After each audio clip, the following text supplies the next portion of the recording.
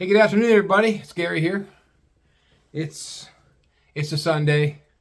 I don't know what the day is. I'm getting bad at my day. Anyway, I've had a few subscribers, local subscribers in Cincinnati that know me, and have asked me if I would explain the ins and outs of the Kentucky Derby coming up next Saturday. As far as betting and running styles of the horses and what things they should look for if they're going to be betting. And I said I'd be happy to share that. Let me move this camera a little bit better. I said, yeah, I'll be happy to do that for you. So I've been following horse racing for almost 32 years, 33 years, right in there, give or take. I really love the sport. I'm not a big bettor, although I do bet a little bit larger around the Kentucky Derby time because you can make a lot more money. It's one of the most heavily betted sports next to the Super Bowl in the entire world. So that said, there's 20 horses in the field. They're all 3-year-old horses. They're still considered babies. Get that out of the way right now.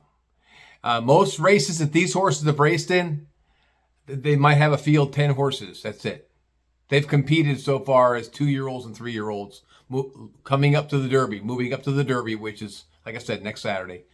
And they got to run prep races from like February straight up to the first week of April. And in those prep races for the Kentucky Derby, they have to score a certain amount of points in order to be eligible to run in the Kentucky Derby. So these 3-year-olds have never raced in 1.25 miles. And the Kentucky Derby is 1.25 miles. This is the longest they've ever run.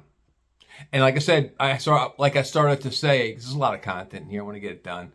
In the beginning of this conversation, I said, most of these horses that have raced have never raced in something more than 10 horses, 10 horse fields. Now they're in the Kentucky Derby running in a field of 20 horses. The first stretch, when the gates open, they're near the turn, the oval. I mean, if you don't look at a racetrack, you could kind of get an idea. It's like a giant oval. They're at the top of the oval, the final stretch. They got to run all the way down to the stretch, past the finish line, and around the first turn before the race really starts. 20 horses going for the first turn. That's like a cavalry charge. It's kind of hard to describe, but I'm gonna give you the best way I can do it. And if you're in the first gate, second gate, or third gate, which is called the post position, the gate numbers are 1 through 20, 1 being on the inside and 20 being all the way on the outside. The outside post is the best place to be. If you're in the 1, 2, or 3 hole, you're screwed. Because they're all going, when they break out of the gate, they're all going for the first turn. And it's like all these horses are on the outside. And they're all going for the first turn, and the wall's collapsing around the first turn. And if you're in the inside and you're not scooting ass towards the front, you're going to get pinned into the wall of horses. If that made any sense to you. I'm trying to make sense of this. If you're watching this and you followed horse racing, you know exactly what I'm talking about. If you've never followed horse racing, I'm trying to make it easy for you. There's 3 styles of horses in any given race. The first style of horse is what I call a front runner. Those are the speed horses. Those are the ones where the trainer tells the jockey, get that fucker out there in the front and keep him out in the front. You got 20 horses in that field. They want to get them out to the front. They don't want to have to worry about being in the middle, getting jostled around the middle or in the back, eating dirt, because the horses are kicking up dirt. They want to get them to the front. Maybe these horses do better when they're in the front, where there's not dirt being thrown in their face and their eyes. So there might be 3 to 6 horses in the front, and they're the pace horses. They're going to hold the pace. They're going to try to go gate to wire. Now, the gate is where they're in and where they leave, and the wire is considered the finish line. They just call it the wire. So you know, going ahead, that's the term. They call it gate to wire. These are the front runners. That's the first group of horses. That's the first running style. These are the guys that think they can go all the way around the track and stay in first. And it never happens that way. They get swallowed up. By who? The second group of guys.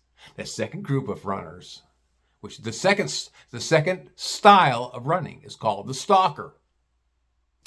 Now the stalkers are the ones that are in the second group, behind the wall, the front runners, and they're in the second group. There might be 10, 12 horses in the second group, and they're all right behind the front runners. And they're stalking their ass. They're right behind them. They're not trying to make a move back. They're not trying to make a move around them. They get around to the back they get around to the back stretch, the back side of the track, the other side of the track. Here's the finish line. The other side is over here. They're like a half a mile in. They're still behind them. They're not making a move yet. They're stalking the pace. They're called stalkers. Those are my favorite horses, is stalkers. And I'll explain that in a minute. Then the third group is the deep closers. Now, these deep closers are psychotic. The trainer knows that they're good for deep closers are horses that are way back. Dead last are almost farther back from dead last. Horses that are 50 to 1 to 80 to 1. In 2022, a horse called Rich Strike was dead last. A nobody trainer and a nobody jockey on a horse that's never raced a big race before was dead last. He was 80 to 1. And in the final stretch, he won the race. That's a deep closer in action. That's a dangerous deep closer. And in 2009, a horse named Mind That Bird under Calvin Burrell. He was 50 to 1. He was dead last the whole way around. And in the final turn, he won the race. So those are the deep closers. Those horses are dangerous. Because you could be in the front, you could be in the mid-pack being a stalker, and you think you're doing pretty good, and the jockey's up there, and he's riding a horse, and he thinks he's doing good. And he's concentrating on what's in front of him. He's not looking over his shoulder yet. He's looking what's in front of him and how he can maneuver to get up to the front of the pack. They don't know. They can't calculate because there's 20 horses. They don't know what's behind them. That could be the deep closer. That's going to break all their fucking hearts. Then you got to worry. So those are the three categories of horses. You got the front runners, the stalkers, and the deep closers. The horses I picked this year for the Derby are going to be, I don't think I have any deep closers. I do have a lot of stalkers. I think I'm picking 5 horses. I'm going to put them in an exact, and I'll explain that in a minute. Mine are stalkers. I call them grinders. They're grinding in there with each other. They're grinding, jostling off each other, checking each other out, looking left and right. Those are the grinders. Those are the stalkers. I love that style of racing. They call it the greatest 2 minutes of sport. It takes just 2 minutes, maybe less, to get around the track. A huge crowd. They spend the day down there watching all these races in the undercard, they call it. It's like the undercard is like there's I think 13 races of the day. The 12th race is the Kentucky Derby. Then they usually have one after that. So all the races below it are considered the undercard, and they're quality stakes races too, high purses. So that said, I'm going to talk a little bit now about betting styles. You can Google right now on your phone post positions for Kentucky Derby, and they will show you a picture, a layout in color of the post positions 1 through 20, the names of the horses and the odds. The closer the odds are, like if a horse is like 1/1, that's even money. If you put $2 to win on it and he wins, you make $2. And then it goes 4 to 1, 2 to 1, 3 to 1, 4 to 1, 5 to 1, 6 to 1. You know what I mean? The higher the odds, the more money you're going to get in the payout. Like anything over 10 to 1 is considered a bomb. 10 to 1, 10 to 1. I mean, I don't know the math. All I know is I'm going to make a little bit of money. So the horses I got picked this year, there's only one in there that's got odds below 10 to 1. I got to get my glasses here to read these. I'm blind. So I'm not blind. I'm just, can't see up close. So there's different types of bets. The old style bet, and the classic oldest bet in the world that ever started out with racing was to bet a horse to win. $2 to win, $2. Bet a horse to place is second, and show is third. If you could go up to the window and say to the betting window and say, I want $2 to show on this horse, he has to finish third. If he gets first or second, you still win the show bet. but you can't win the win. You can't get the win bet or the place bet because you're just betting him to show. Show being what? Third. Or you could say, I want to bet this horse $2 to place. Place is what? Second place. If he wins, you win the second place bet. If he wins, you don't win the win bet. You win the place bet, which is second. See, it's very simple. That was a classic. And then the next bet was to bet a horse across. And that's how I generally bet horses. I bet him across. I bet a horse to win, place, and show. What I do, and I still do this after all the years of betting, I'll spend $2 across on one horse. That's it. You can go one across, but go two across, make a little bit of money, gamble a little bit. Go two across on a horse that's going to win, place, or show. You go to the winner and say, I want to bet two across on the number 5. They know what you mean when you say two across. It's $6. You're going to spend $6 on a Starbucks coffee. Spend a little money.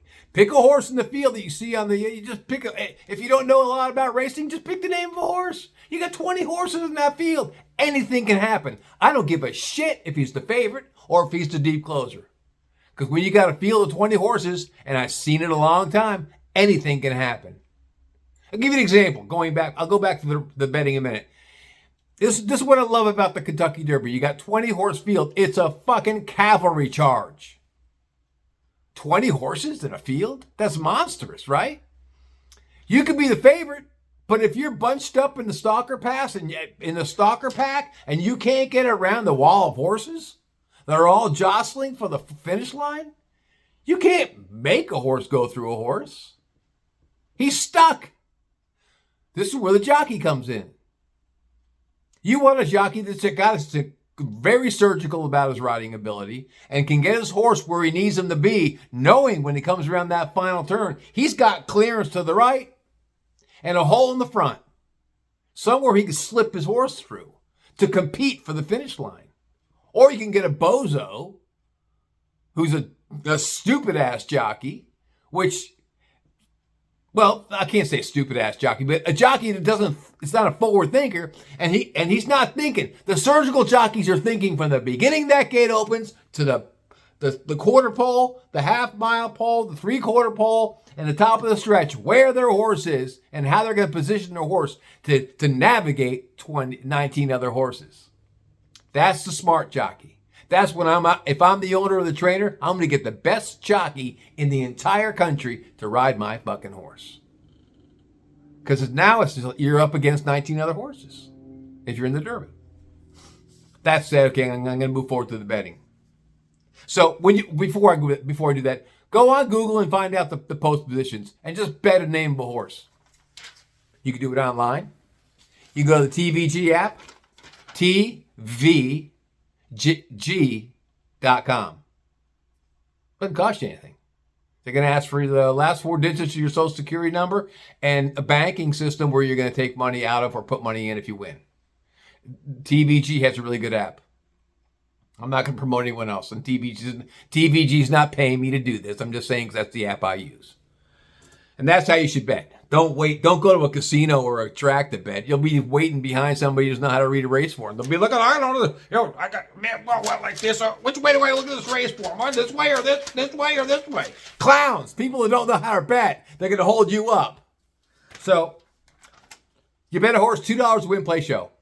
You you can do it on your app on your phone or an app on your computer or at the window. It's a $6 bet. That's the oldest style bet you can bet in the world. And if that horse wins, you get the win bet, you get the place bet, and you get the show bet. When that horse risked strike one, he was 80-1. It paid like $170-something for the win, $78 or $79 for the place, and like $30 for the show. I put 2 across on him because he was a local jockey. I didn't ever pick that horse, but we had a local jockey named Sonny Leone on him, and I used him, and I won. That's the only bet I made. That's the only bet I won that day. Because the horse I bet 2 across on lost. So so you give it 2 across. You can do exactas, and exacta is when you take 2 horses You go an exacta box. 2 horses to finish first, second, first in any order. An exacta straight is 2 horses that are exactly, if you bet the 3-4, the 3 has to finish first and the 4 has to get second. That's a exacta straight, but I go exacta box. I'm not going to go any further. I'm not going to go into the trifectas or the superfectas. You can read about that later. Just Google what is the betting. But I'm just giving you examples of how I'm going to bet today because I'm answering questions that people have asked. I'm using 5 horses in an exacta. How many you say?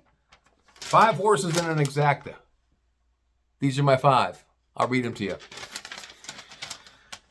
A 5-horse exacta box is, I believe, a $20 bet. $1 exacta box with 5 horses is $20. That's cheap, really, when you think about it. And I'm gambling that 2 of these horses are going to finish first, second, or second and first out of 5. I like these 5. These are the 5 I like. The first one's called the Puma. I love the Puma. I talked about the Puma in a couple episodes ago. This horse is a grinder. He's a stalker. He's a beast. He's a fucking monster. And he should win the Derby. His odds are 10-1. Those are good ass odds. Those are considered more of a long shot. The Puma. He's my man. I got him in my exacta. There's another horse in there called Wonder Dean. He's a Japanese horse. The Japanese lately, in the past 10 years, have taken racing in America very serious. They have some quality horses coming out of Japan. And guess what? They bring their Japanese rider with them. They don't fool around with American jockeys. They bring their own jockey with them. How they get their horses here? They fly them. They put them on these 727 jets. They're designed just for horse travel. That horse is 30-1. God, I hope he gets in my exacta. He's got a good shot. Well, Wonder Dean has had a lot of successes so far this year in his racing career at age 3. The other horse is called Silent Tactic. I've seen the horse run. I like him.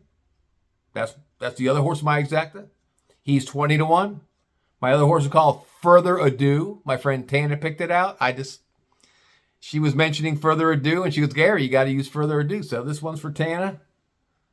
He's 6-1. He's the closest odds to winning, and he's got a good shot. He's a very good horse, but I hope he doesn't finish first. I hope he gets second behind the Puma. The Puma. And the last horse I'm going to use is Golden Tempo. His odds are 30-1, and the only reason I'm using him is because my favorite jockey in all the world is riding him, Jose Ortiz. Jose Ortiz, he's a monster. He's a very good jockey and a class act. So my horse numbers are 9, 10, 13, 18, and 19. Exacta box. It's a $20 bet. And then I'm going to do a side bet with just the Puma. I'm going to bet him $10 to win place. It's a $20 bet. Excuse me. $10 to win place is a $20 bet. I'm betting him to come in first or second. Let's see if I get this right. Yeah, to double check that 5-horse exacta. It is $20. I'm betting the Puma to come in first or second. So when he comes down the line, he's a stalker. I hope he gets first or second. I'm betting $10 to win place. That's $20 at 10-1. If he wins, that's $100 right now. And then the place bet, I might make $150. I'm not trying to retire. I just want to win. In all the years I bet the Derby, I might have come out ahead. 35 years betting the Derby. I've won maybe 3 times. That's it. It's a hard race to bet. And all the guys that I hang around with down at the race book, I don't know them all. I know a lot of my face, but I know 3 guys that are friends of mine down there. No one ever wins the Derby. You might as well get a dartboard and throw a dart at the board, and whatever number it hits, bet that number. Bet it. Every single one of these 3-year-old horses has a right to be there. They're all champions. They've all raced in really good quality races. If this is any help for anyone out there watching that has no clue in what to bet, I would suggest if you're new at gambling, if you're new at betting horses, and it's a beautiful time to watch racing because the best $1 million horses are running down there. If you're not familiar with racing, you're not familiar with betting, and you just don't have the aptitude for it, just bet the name of the horse. Because your chances are as good as mine. Because with a 20-horse field, anything can happen, and usually does. I think I covered everything today. Yeah. The Run for the Roses, they call it. The greatest 2 minutes in sports. It's really exciting. And if you've never watched a Kentucky Derby, watch it once. You might get hooked. It's a love it or hate it kind of sport.